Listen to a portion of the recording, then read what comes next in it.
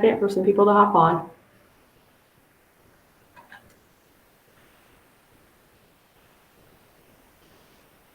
If you're joining us today, let us know where you're watching from.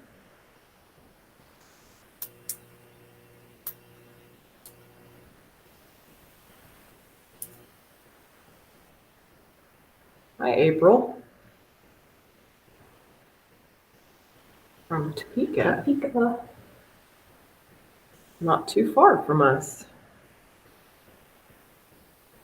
Hi, Audrey and Nikki.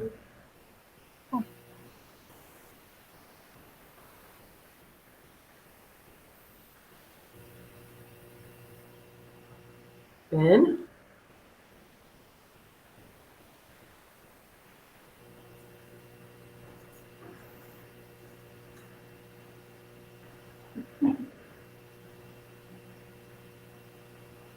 Hi, Billy. Jean.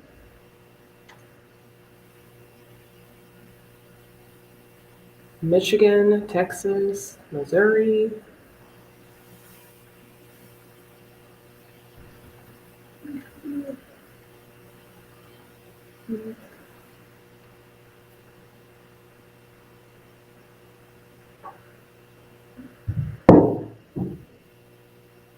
Hi, Pamela from Texas. All right, that was my stuff.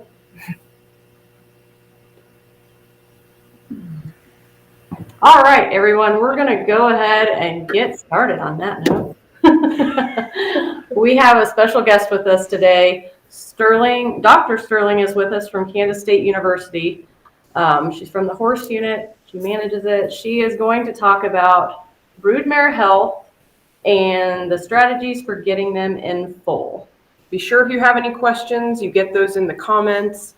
At the end of the segment, we are going to give away 2 Valley Vet gift cards to 2 lucky viewers. So make sure you get those questions in there. And with that, Dr. Sterling, we are going to turn it over to you. Okay. Hello. Like I said, my name's Sterling. I manage the Horse Unit for Kansas State University. We typically have between 15 to 25 broodmares at any given time.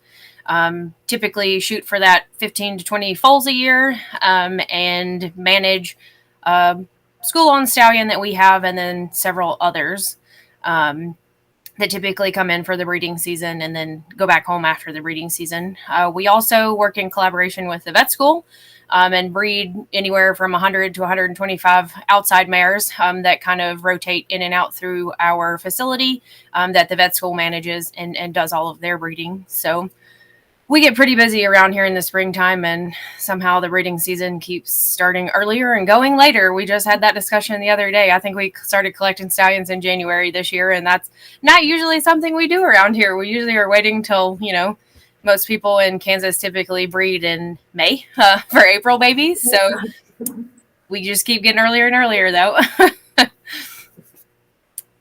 All right. We have a few questions to get us kicked off here. What are the best ways to prep your mare for breeding season? Absolutely. There's a lot of things that you can do to hopefully prepare you for a little bit more success in the breeding season. And the first starts well before breeding season even gets here. Making sure that your mare is in good physical condition always helps. So at an appropriate body condition score, not too fat, not too thin. Obviously, we'd like to see them a little heavier. As opposed to too thin. We generally keep our brood mares, open mares, kind of in that 6 to maybe a 7. That's getting a little heavy, but generally in that range. So a little more so than maybe we like to see some of our performance type horses. And that they're up to date on teeth. They're up to date on, deworming if they need it, vaccination, that sort of thing. Also, kind of going into the breeding season, you kind of need to keep in mind, whether you want to do some pre-breeding diagnostics or, you're going to kind of go with it. But a breeding soundness exam is always a good idea. Having your veterinarian take a look at your mare, do an internal exam. So look at her reproductive tract, look at her external reproductive tract, and then kind of go from there and see whether it's indicated, whether you need some culture and cytology, uterine biopsies, the list kind of gets bigger and bigger of things you can do, but, making sure she's in good shape and good health, that's going to go a long way to setting you up for success, I guess. Okay. Andrea had asked, what is a good age to start breeding? Sure. So for a variety of reasons, people will generally breed a mare as young as 3. And then, kind of on up to, we have seen maidens here that are almost 20. I would say, if you want to have kind of the best success, shoot for younger rather than older, as we kind of see those early to mid-teen maiden mares, they're just hard to get in foal. So, typically here at the unit, we prove our mares, we break them to ride, that sort of thing, make sure they're the right conformation, the right attitude, what we want to maintain in our herd, and then we'll breed them as 3 or 4 year olds. And generally their fertility is pretty good. On up to, even a 10-year-old, in that 3 to 4 to 10-year-old mare range, you're hopefully going to have, pretty good success. As they get older, breeding maiden mares tends to be much more difficult. Laura asked, how do you determine when the mare comes in heat? When does it show? When it doesn't show? Okay, so a lot of what we do here at the unit, we have our resident stallion. We use him as a teasing stallion, but particularly maybe some younger mares or mares that are less assertive will not show estrus behavior. So those mares, it's kind of a guessing game, particularly if you're not doing some internal evaluation. So all of our mares, regardless of, and generally we use it kind of backwards here, we ultrasound the mare and then tease if we have questions, just because sometimes they like to lie when you tease, particularly this time of year where they're doing all kinds of crazy things during their spring transition. So detecting estrus, in a mare who doesn't show behavioral estrus is a little bit more tricky, but you have some identifiers when you look at her internally. She'll have a large pre-ovulatory follicle. Her uterus should have a lot of edema. Her cervix should be nice and relaxed. All of those things tell us, yes, she's in estrus, even though her behavior towards a stallion or whatever is not showing that to be the case behavior-wise. Okay. This one's from April. She says, can you tell me how the information could vary as I am going to be breeding a mammoth Jenny? Okay, so in complete honesty, I have never bred anything with a Jenny, a Jack, none of that. However, we host equine reproductive short courses every spring here at the unit, and I would say at least a third of the people that come have a Jack or have Jennies, and they do the mule thing.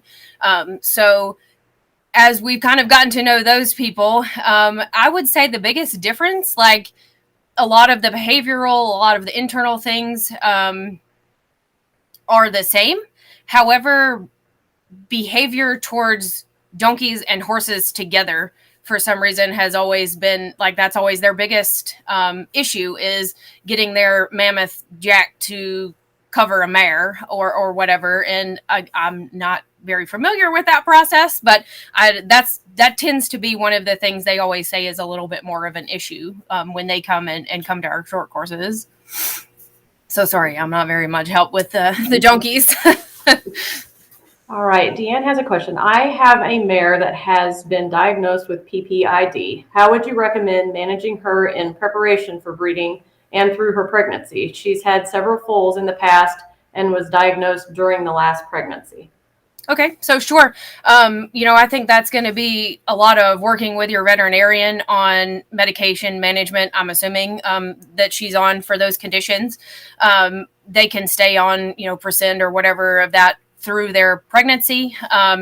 Sometimes they cycle a little bit differently. But again, that's just going to kind of be, working with your veterinarian, making sure you keep, weight off of her. Usually, those are the mares that tend to be a little overly fat. And then you add a foal, and then sometimes worst case scenario, you're looking at a mare who founders while she's pregnant. So all of those things and continued nutritional management and that sort of thing will be something definitely to keep in mind kind of going forward. Okay. Jill asked, what about preparations for mares that are in their teens and IR? Okay, so, kind of the IR kind of goes same with the PPID, making sure they're in appropriate body condition. The fatter they are, the, more fat pockets they have, the harder they tend to be to get into foal. And if the mare is a maiden and a teen, you're kind of fighting an uphill battle anyway. Again, those typically start with, well, let's do a breeding soundness exam, culture and cytology, that sort of thing. And then kind of generally older maidens, you're looking at more post breeding management. So uterine lavages, that sort of thing, post breeding, that are going to be a little bit more challenging than they would otherwise. But again, we don't have a whole lot of old horses, and knock on wood, we don't have any metabolic type broodmares here. So again, that's not something I'm super familiar with, because luckily we've kind of avoided, I take that back, we have one that we had to put on thyroid medication to get ready for the breeding season this year. But other than that, we've been pretty lucky with our old ladies. Kathy, let me see this one. I have a mare that seems to always show if she is around any horse. How will I know when it is truly time? Yep, that goes back to the how do you tell if they don't show estrus? Pretty much to confirm what you're seeing, it's generally going to need, an internal exam looking at what's going on with their ovaries in a reproductive tract. Yeah. There are lots of horses that tend to have prolonged periods of estrus. So while it might seem like it's all the time, they might be one of those mares that's just in estrus for a week and a half, when they kind of, as soon as that internal progesterone drops from, the CL kind of going away, that they kind of, all jump to that estrus behavior. Those horses tend to make really good tease mares, and that's one of our mare here, which doesn't have ovaries anymore. So that's her job, is to be a tease mare. And that's how she was before we overreactomized her, was she kind of always showed, it seemed like. So that was kind of our perfect candidate for that. But again, you're going to kind of have to say yes or no what's going on internally with her as well. Okay. This one's from Caitlin. She said, sorry, late jumping on here. She says she has a mare that was bred in June, and last week she started peeing for our gelding and letting him bite her. Is it common that mares act in heat while bred, or is it more likely that she lost her foal? We are having her checked soon. When the vet is down in our area, just wanted to be prepared. Sure. Yep. And the answer is, who knows? You getting her checks the only way to know. But yes, there are mares that will act in, have estrus-like behavior while they're in foal. All of those hormones internally kind of do funny things to them. So even though, maybe they shouldn't be displaying estrus because they should have lots of internal progesterone, that some of them just do. They kind of have overriding hormones from somewhere else that make them display that behavior. So don't lose hope. She could potentially still be in foal. Some of them do just act funny. All right. Pamela had a question. She said, mare that foaled last year had a cyst last fall based on ultrasound. Any suggestions as we hope to breed her this spring? Sure. I think a lot of your, how that's going to impact success is how big the cyst is and where it's located. There are some management options through your veterinarian to be able to remove that cyst. If it's very large and at the base of the horn, that's a bad spot for it to be, because that's where that embryo is going to implant. If it's, small, 10 millimeter, kind of in the base of a horn, or, in the horn somewhere, I would say you probably have no trouble at all. We have several broodmares here in our own herd that have cysts, and we just know they're there. One thing I will say that's important is to map them. So if you check a mare and she has a whole bunch of them, knowing where they are is going to come in handy when you go to preg check that mare at 14 days, because a lot of those cysts do look like 14-day pregnancies. So, how many, where they are, size, all of those things are going to be important. Pregnancy recognition in the mare is thought to have a degree of, not sure I'm going with this. So pregnancy recognition has to do with the embryo going around and touching all different parts of the uterus. So if there's a whole lot of cysts in there, it may impact the mobility of that embryo, to be able to let that mare know, hey, we're in here, we're pregnant. Don't lyse the seal or whatever. We need to stay pregnant. So, again, if there's a whole bunch, or if it's very big, or if it's in a very bad place, some of those might be something you need to kind of take a look at about being managed. Otherwise, I would say for a whole lot of them, they're not a big deal at all. Okay. This is also from Pamela. Tips for success with frozen semen. Motility of sperm wasn't perfect. Okay. That's a problem with frozen semen. Your fertility rates are going to be generally lower using frozen anyway. And depending on who you have doing the breeding, it's very labor intensive. So my tips for success is find someone who does a lot of it, that checks your mare very frequently. And then handling of that, those straws to be able to maintain, as much, motility, that sort of thing as possible, so that it's handled correctly, that sort of thing. And then post-breeding management. A lot of mares have post-breeding issues. Make sure, you have someone that checks them frequently, administers, oxytocin, uterine lavage if necessary. So I guess my suggestion is find someone who does a lot of it and use them and kind of make sure someone's going to have, all that management. All right. Candace said, my mare's mother colicked after foaling. Is there a chance the offspring could colic too? Sure.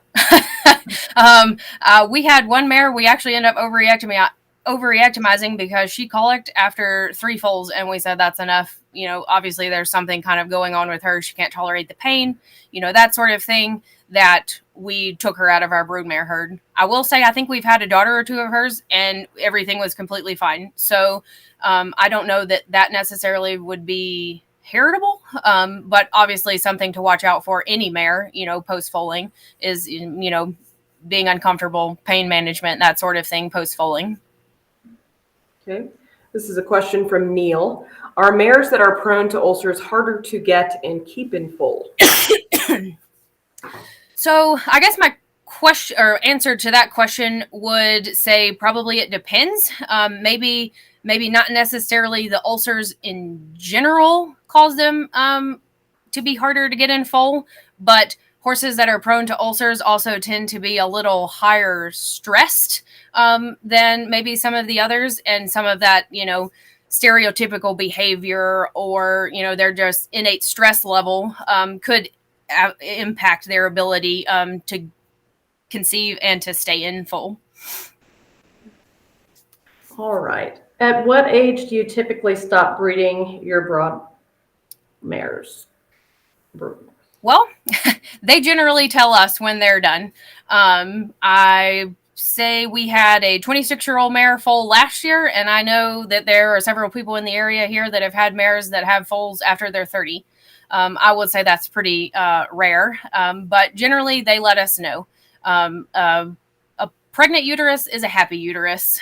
So we breed our old mares back every year until they don't conceive, until they raise a colt or they just have trouble raising a colt they can't keep weight on. The foals are born small.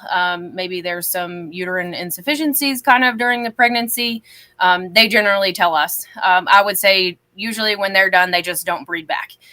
Or, if they have trouble dystocia foaling, or, they have a real small colt or something like that, then we just kind of make the decision not to breed them back. But we have plenty of mares that have given us colt year after year well into their 20s. Okay. Do you suggest a breeding soundness exam for maiden mares? So I don't think there's ever going to be a point where I tell you a breeding soundness exam is not a good idea.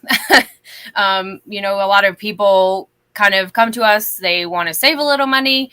I'm not saying that's the wrong answer either. But when you think of spending a couple $100 extra at the beginning to save you thousands in the long run, it's always a good idea. It gives you more information. people bring us maidens. Well, she can't have a uterine infection. She's a maiden. She's never been in foal. Surprisingly, yes, they can still have, some internal issues going on. So a breeding soundness exam is never a bad idea. And those can, even just a simple, rectal palpation, ultrasound of their reproductive tract, can kind of give you a little bit more data to determine, how far you need to carry that breeding soundness exam too. So, working with your veterinarian or whoever's going to breed your mare, then they're going to be the best person to let you know, how far you need to go to, or what all you need to look into prior to breeding. All right, Caitlin has a question, just a curiosity question, but if a mare is stunted from starvation as a 2-year-old before we rescued her, if bred, would the natural genes take over in size estimation of the foal, or can stunted horses cause smaller foals? Hope that makes sense. Okay, so I think I know where we're going. So the mare was stunted, smaller, didn't get the nutrition she needed. Are those foals going to be small as well? I would hypothesize that no. They can grow to their genetic potential. If the mare is really small, typically the size of the foal is limited by the space in the mare. So you can breed a small horse to a big horse, and they'll only get as big as the small horse can handle.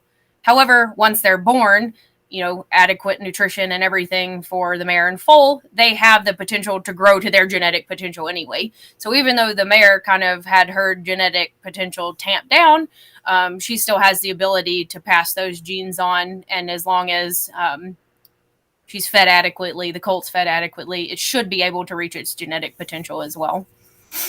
Okay, this one's from Candace. If your mare has been given the depot shot, can it prevent her from conceiving later on when you're ready to breed? I don't think so. Not something we utilize here. We typically use either an oral or a compounded short-acting Altrinagest product. But I think once kind of the effects wear off, she should be able to conceive, normally as well, same as, in humans, that sort of thing. Corey asked, how does Altrinagest help foaling success? What does administration timing frequency look like? And how do you safely administer? Sure. So there's a lot of different applications for Altrinagest in the breeding scheme. And then I would say probably the most common is for pregnancy maintenance. I will say that it's probably way overused in the horse industry sometimes, but absolutely a lifesaver, when those mares actually need it. So when we would, and Altrinagest is more commonly known as probably Regimate, which is how most of you would know that's the active ingredient in that. So it's exogenous progesterone. So internally, they have a corpus luteum that produces progesterone, and progesterone is a pregnancy maintenance hormone. So some mares don't produce enough of it. So that's why we need to give them extra. If we have, old mares, mares with history of early embryonic death, that sort of thing, we will typically start them on Regimate 4 or 5 days post-ovulation after we breed them. So start them on that. We do a 14-day pregnancy check. If they are confirmed in foal, we will generally pull blood and run a progesterone assay that lets us know, does she produce enough herself, or do we need to keep supplementing progesterone? The good thing about Altrinagest is it does not compete with the same. So with the same, or it won't show up on the assay when we're testing for endogenous progesterone. So the number we get there says what the mare herself is producing, which is handy. So that way, if they come back low, we leave them on it anywhere from 40, 60, 90, 120 days. Some people leave mares on it the entire pregnancy, but that is expensive. And typically not needed past the 125-ish day mark when the placenta takes over, with that production. So if we're using an oral supplementation like Regimate or some of those other products, then it's a daily administration. and it is it's in oil, and it will absorb through a person's skin. So especially if you are a woman of reproductive age, you want to make very sure you don't get that on you. Some people do like top dress feed, generally put maybe a little bit more, but just to avoid having to touch it and handle it. Here at the unit, if we're giving an oral product, we generally pull it up in a syringe or the dosing gun that we can get at Valley Vet, and give it to them orally so we know they get the correct amount. Everyone is required to wear gloves. Don't touch doorknobs. They do it in teams, so someone else can open the door and stuff too. We could take that pretty serious about not getting that on your skin, particularly the girls that work here. Also, if we have guys that are working, they get the job. They still have to wear gloves, but it's a little bit less of an issue if they go to touch that. They also have compounded progesterone in oil that you can give once weekly, and it's an injection. You can typically get some injection site reactions there, but again, as a labor and time saver, giving that shot once a week is a little easier, particularly when you have 30 mares or whatever that you want to supplement. Did I answer all the parts of that? Sure. This one's from Amy. She says, once our mares deliver a healthy foal, how do we give the foals the best start to life possible? What are tips for their health and development? Sure. So lots of different things, as we know with horses in general, you can go from do absolutely nothing, they fall in the pasture, to, over the top things you can do and offer and that sort of thing. I would say a lot of it starts with clean facilities, deeply bedded straw foaling stalls, if you choose to foal inside, which we do here. Having an attended birth. There are a lot of things things don't usually go wrong foaling mares, but when they go wrong, they go really wrong. So, having someone to attend those births always kind of sets you up for someone to be there in case something happens. Once all of that is the process has taken place, we generally test colostrum as well. We make sure we give those mares pre-foaling vaccines a month before they foal, so they have adequate time to develop those antibodies in their colostrum. We test the colostrum. If for some reason we feel it's not adequate, we'll supplement, as well as have the colt nurse, someone being there, making sure they're up in the correct amount of time, nursing in the correct amount of time. We dip navels after they're born, that sort of thing. And then, just kind of keeping, the area clean, that sort of thing. Respiratory illnesses are always an issue. Foals born, rhodococcus, all of those things that, sterilizing between mares and foals, keeping it as clean as possible, that sort of thing. And then, a lot of people leave mares and foals inside. Our mares foal, I would say within 24 hours, ours go outside. As long as the weather's nice, it's a lot better, ventilation, that sort of thing, for them to kind of be outside and be horses. But again, there are plenty of people that they stay inside, and wear their blankets and all that stuff for a while after they're born.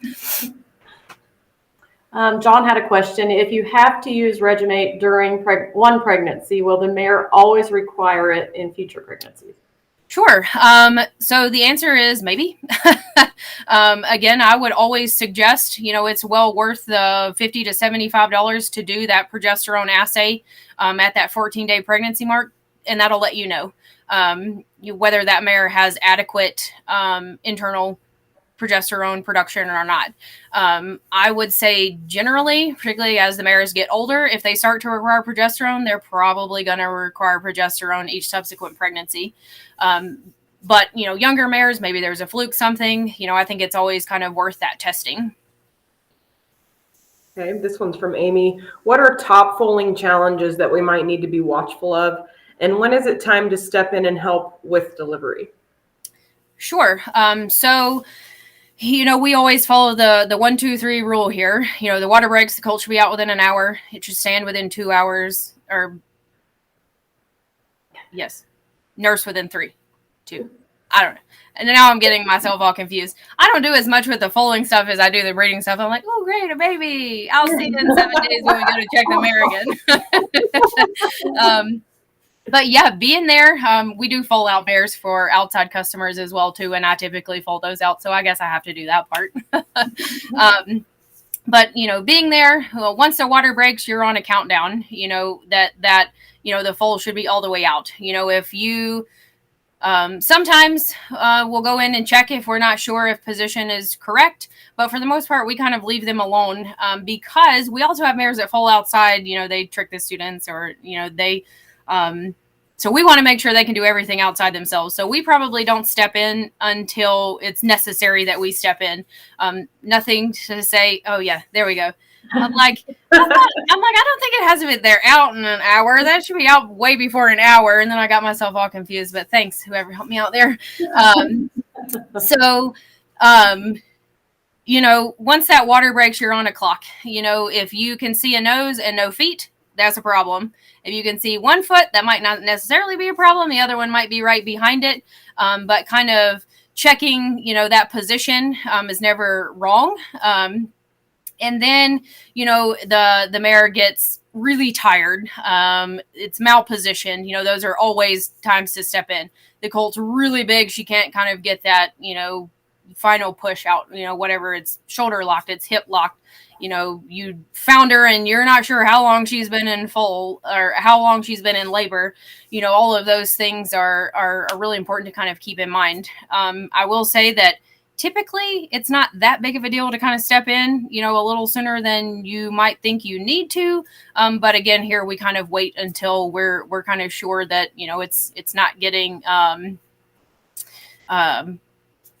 too late. And then we go ahead and step in. Typically, once you provide assistance, you go ahead and pull the foal all the way out. Not just, reposition, if you have to go in there, you might as well get the job done, that kind of thing. I think that answered that. I tend to get rambly and talk, and then I'd forget where I was going. Can you kind of go over what is like good to prepare for foaling? What should you have on hand and stuff like that? Oh yeah, that's a good. So actually, we gave away foaling kits that we got from Valley Vet at our short courses last year. Yay! Thank you guys. So I would say the majority of what we have on hand, I can't remember what's in that foaling kit, but I would say the majority of what we have on hand are exam gloves. So the shoulder length OB sleeves, lube in case we need it, a thermometer, dilute chlorhexidine to dip the navels once the foal's born. We typically have enemas on hand in case we need to help with some meconium impaction or that sort of thing. Towels, lots and lots of towels. However many towels you think you need, you probably need more. Let's see. We test our colostrum with I can't remember the name of the thing now, but that probably wouldn't be in most people's foaling kits. We usually have Banamine on hand in case the mare is crampy. We would never give Banamine until after the placenta has been passed, though. So that's something you want to make sure that you have. Oxytocin, if a mare has a retained placenta, that's something that would definitely come in handy. Again, a lot of these things you're probably going to be talking with your veterinarian about. We're pretty lucky that we have the K-State Vet Hospital right down the road from us, and they're on speed dial. So I would say those are, and I'm sure there are, plenty of things. Cord clamps to, let's say, the cord prematurely ruptures. Some foals will bleed quite a bit. So that's something you want to get clamped off sooner rather than later so they don't lose too much blood. So those are the things we have. There might be more in the foaling kit from Valley Vet, which would be cool. Can you talk about the average cost to breed a mare? Oh, wow. That's a very open-ended question because, there are, several, let's say you own the mare and stallion. Well, you can turn them out together and you're probably not out a whole lot. However, I would say in a typical, we're going to ship semen. beyond the stud fee, which obviously ranges from a couple $100 to thousands and tens of thousands of dollars, I would say most customers, clients we have that come here spend in the $500 to $600 range per cycle. So that means, mare care, the mare's boarded for anywhere from, a couple of days they haul in and out for preg checks to we have customers that will leave their horse through a 25-day or 28-day pregnant or heartbeat check. So again, board kind of varies wildly. The vet school offers a kind of all-inclusive breeding shoot fee, and it's $250. That includes palpations leading up to breeding, insemination, ovulation drugs, and a 14-day preg check, which is pretty awesome. So that's, what they charge. Again, anything beyond that would be, uterine lavage, any other, drug therapy or whatever. Those things would be extra. So I would say that $500 to $600 a cycle would be average here. Again, that varies wildly, whatever part of the country you're in as well, too. So I think that's all of our questions. Okay. I don't see any more anyway. I saw very great comments about this video. They really like it and say it's very informative. So kudos to anyone you. wants to learn any more about equine reproduction, we do offer an equine reproductive short course in the spring. We actually have 3 coming up. I believe 1 is full, and we only have 1 or 2 spots in the other 2. So they're filling up fast, but if that's something anyone would be interested in, all you need to do is go to the Kansas State University Animal Science Department page, and you'll find our link for our equine repro short courses, and we'd love to have some more people. Cool. All right. Hold on, let me see. We have another one coming in? Yeah, my mare was ultrasounded and it is bred, but as I am the second owner after her being bred, due date is uncertain. Vet thinks May or June. When should I vaccinate and with what? Okay, so we typically will do pre-foaling vaccines 1 month prior to her expected foaling date. Again, you're not quite certain what her expected foaling date, so I would say at least 1 month before her expected foaling date. Because a little bit longer, probably not that big of a deal, but much shorter than that, you're going to run into, you don't have adequate time for that antibody buildup to be transferred into her colostrum. So if they think, May, June, I would kind of say, either pick in the middle or towards the beginning of that range, and kind of shoot for, 1 month prior to there. If you end up giving her pre-foaling vaccines 2 months prior to her foaling date, that's still better than if you give them 2 weeks prior to her foaling date. So that's what I would suggest. So maybe pick that, May-ish expected foaling date and kind of work off of that. They can also, again, I don't know that this is going to narrow it down anymore for you, but they can actually do transabdominal ultrasounds and measure the eye socket of the, developing foal and maybe be able to narrow it down a little bit more. But, a two-month window is probably as narrow as you're going to get it, kind of using that measurement as well. Oh, also what you're supposed to vaccinate with. So we typically just do all of the yearly vaccines. We actually use Core EQ from Zoetis and FluVac. It's so we vaccinate for the core, eastern, western, tetanus, flu, rhino, and rabies. So that's what we all give prior to foaling. Some people won't give rabies prior to foaling, but we do. Because that's the only vaccines we give those mares typically besides pneumobort, so we just give them all at once. Okay. All right. And don't forget to visit valleyvet.com. You can get all your supplies that you're going to need for foaling. Everything that Sterling talked about, the birthing kits and the gloves and medication, RX, all that stuff. So make sure you visit us online and get everything that you need.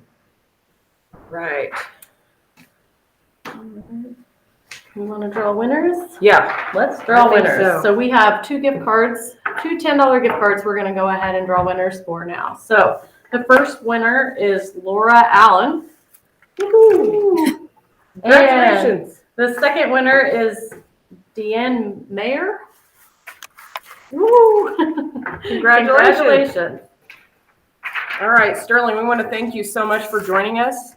And we're probably going to twist your arm and make you join us again sometime. I will definitely do that. All right, perfect. So before we hop off of here, everyone, we want to remind you that our Spraymaster Spectacular giveaway is going on now. This is a great prize. It's worth $1,899 plus installation of the system. We are giving away one of those systems along with Corona. So you have until June 24th to get entered in that. So go do it now so you don't forget. Very good. All right. One last thing. Join us next Wednesday. We will be live again with Dr. Tony, and we're going to be talking about goat and sheep healthcare. Awesome. You don't want to miss that. All right. Thank you, everyone, for joining. Thank you so much, Sterling. Thanks, Yep, Sterling. thank you guys.